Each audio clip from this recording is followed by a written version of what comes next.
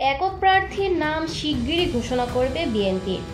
আগামী ত্রয়োদশ জাতীয় সংসদ নির্বাচনকে সামনে রেখে ৩০০টি সংসদীয় আসনে বিএনপির সম্ভাব্য মনোনয়ন প্রত্যাশীদের সঙ্গে বৈঠক শেষ করেছেন দলের ভারপ্রাপ্ত চেয়ারম্যান তারেক রহমান। বৈঠকে তিনি জানিয়েছেন, তথ্যপাত্রের ভিত্তিতে যাচাই বাছাই করে শীঘ্রই একক প্রার্থীদের নাম ঘোষণা করবে বিএনপি। গত রোববার ও সোমবার এই 2 দিনে গুলশানে বিএনপি চেয়ারপারসনের রাজনৈতিক কার্যালয়ে সম্ভাব্য প্রার্থীদের সঙ্গে ভার্চুয়ালি এই মত বিনিময় সভা অনুষ্ঠিত হয়।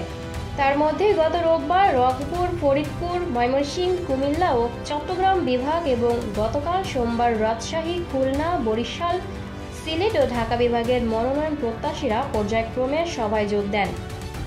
মনোনয়ন প্রত্যাশীদের ঐক্যবদ্ধ থাকার কড়া নির্দেশ। সূত্রমতে গুরুত্বপূর্ণ এই নির্বাচন সামনে রেখে সম্ভাব্য প্রার্থীদের কঠোর দলীয় নির্দেশনা দিয়েছেন তারেক রহমান। তিনি জোর দিয়ে বলেন, প্রতিটি আসনে একাধিক যোগ্য উদ্যোগী প্রার্থী থাকলেও যাকেই চূড়ান্ত মনোনয়ন দেওয়া হবে তার পক্ষেই ঐক্যবদ্ধভাবে কাজ করতে হবে। মূল লক্ষ্য হবে ধানের শীষের বিজয় নিশ্চিত করা। বিএনপির ভারপ্রাপ্ত চেয়ারম্যান স্পষ্ট জানিয়ে দেন, দলে কোনো ধরনের বিভেদ বা কোন্দলের সুযোগ নেই। তিনি হুঁশিয়ারি দেন, কোন্দল বা বিভক্তি তৈরি হলে দল ক্ষতিগ্রস্ত হবে এবং অন্যরা সুযোগ নেবে।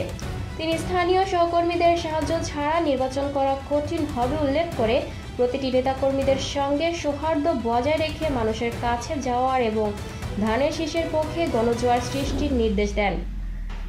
মতবিনিময় সভায় উপস্থিত সুনামগঞ্জ 1 আসনের মনোনয়ন প্রত্যাশী মাহবুবুর রহমান সরকার জানান, ভারপ্রাপ্ত চেয়ারম্যান সবাইকে ঐক্যবদ্ধ থাকার এবং যিনি মনোনয়ন পাবেন তার বিজয় সুনিশ্চিত করতে কাজ করার নির্দেশ দিয়েছেন। তিনি মনে করেন, তারেক রহমানের সিদ্ধান্তই চূড়ান্ত এবং সবাই তা মেনে চলবে। দলের প্রচারে মনোযোগ দিতে হবে।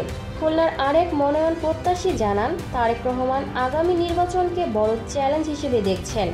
তিনি মনোনয়ন প্রত্যাশীদের ঐক্যবদ্ধভাবে কাজ করতে এবং ব্যক্তিগত প্রচারণার বদলে দলের প্রচারণায় মনোযোগী হতে নির্দেশ দিয়েছেন। নেত্রকোনা 3 আসনের মনোনয়ন প্রত্যাশী প্রকৌশলী মোহাম্মদ মোস্তফা-ই-জামান সেলিম বলেন, ভারপ্রাপ্ত চেয়ারম্যান গুরুত্বপূর্ণ দিক নির্দেশনা দিয়েছেন এবং তিনি বিশ্বাস করেন দল অবশ্যই যোগ্য লোককে মনোনয়ন দেবে। অন্যদিকে সারা দেশের সম্ভাব্য প্রার্থীদের সঙ্গে তারেক রহমানের এই বৈঠক প্রসঙ্গে বিএনপির স্থায়ী কমিটির সদস্য সালাউদ্দিন আহমেদ বলেন, প্রার্থীদের কাছে আমাদের বার্তা একটাই, বিভেদ নয়, ঐক্যবদ্ধ থাকতে হবে। জাতির মধ্যে ঐক্যটাই হচ্ছে আমাদের বড় শক্তি। এদিকে মতবিনিময় সভায় মনোনয়ন প্রত্যাশীরা এই সময়ে নীরবে থেকে ভারপ্রাপ্ত চেয়ারম্যান ও স্থায়ী কমিটির সদস্যদের বক্তব্য শোনেন এবং দল থেকে যাকে প্রার্থী করা হবে তার পক্ষে ঐক্যবদ্ধভাবে কাজ করে ধানের শীষকে বিজয়ী করার অঙ্গীকার ব্যক্ত করেন। Lucky Akter, people voice television, Dhaka.